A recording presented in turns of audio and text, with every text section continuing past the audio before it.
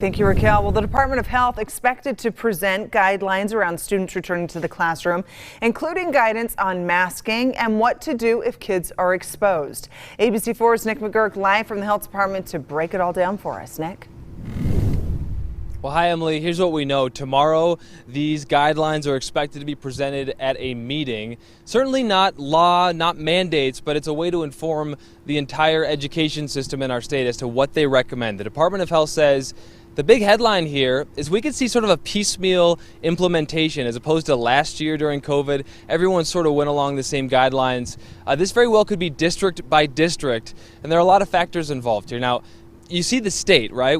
The legislature passed the mask mandate, so nobody can mandate masks in schools, at least right now. And so that's a reality that everyone has to deal with, or that is a reality as we look at this next school year. You got the Delta variant, though. A lot of teachers are concerned. They want what's happening next to be based on science and not politics. Now, the Department of Health telling me they recommend all students 12 and up get the vaccine.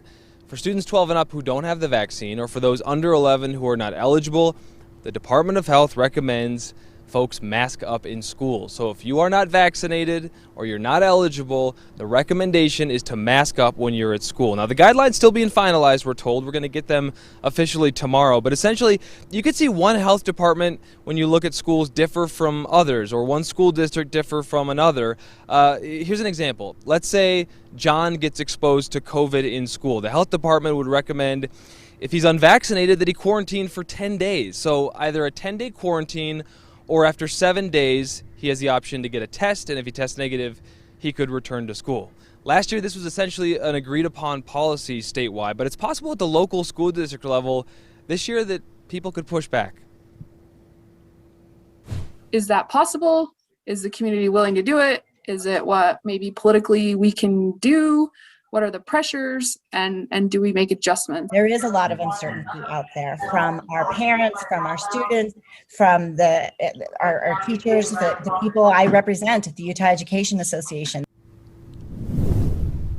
Yeah, Utah Education Association, some 18,000 teachers and professionals, they want clarity.